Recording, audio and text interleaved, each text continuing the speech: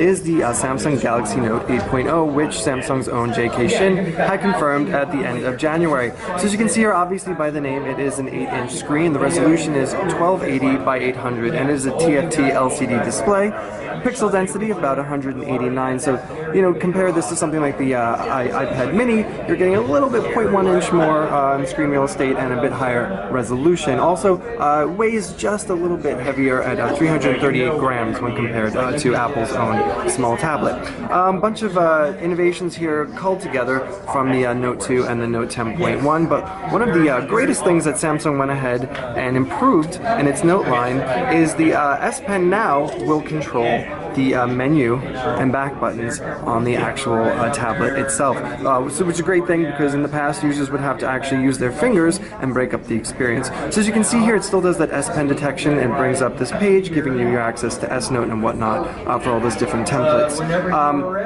The other thing that Samsung's included here, and you can see, is we can do that multi-window multitasking aspect. So we can go ahead, we'll pull that open in the drawer, drag Chrome out by dragging and dropping, and then we'll take something like the calculator out and put it out here as well, and you can see you can do the dual screen and swap them up and down as you like. Now if we go up here and pull down the drop down menu, you can see there's something now called reading mode. So Samsung is having this Galaxy Note 8 Double as an e-reader as well as a living room extension, and we'll get to that smart room feature later, but here's reading mode.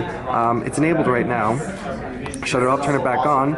It'll prompt you and let you know that the display is being optimized basically for reading, and you can go ahead and whitelist different e-reading applications like Kindle or Nook or whatnot, but basically it's so that the LCD is not burning your eyes for prolonged reading use. So let's just jump back into the home page here, and we'll go to the apps, and we'll try and find Smart Remote. Now this is obviously powered by Peel, but it's a visual programming guide, and it'll pull up your favorites, what's live on television now, and then you can go ahead and once you've hooked that up with your television, of course it works across all different manufacturers, you can go ahead and change the channel based upon what your viewing interest is. So again, this is because the research shows that about 85% of consumers are using their tablets in the living room. So we'll just go back to the home screen here, and you can see, if we just scroll through, this is Android 4.1.2 Jelly Bean with the TouchWiz skin, and inside is the Exynos 4 quad clocked at 1.6 gigahertz and buffered by 2 gigabytes of RAM. This particular model is the 3G HSPA Plus version, and a very interesting feature is that you can go ahead and hold it up to your head to make voice calls, although it's probably better if you want to use a headset for that. The US version will be Wi-Fi only, so you won't have that phone capability, and we've also been told that an LTE model is in the works. So we're just going to go ahead and give you a quick tour of the device. You can see here on the side there is your IR blaster, here is your volume rocker, and then just above that is the power button. We'll go on to the back. You can see it's pretty clean, no extraneous branding, just Samsung and the 5 megapixel camera.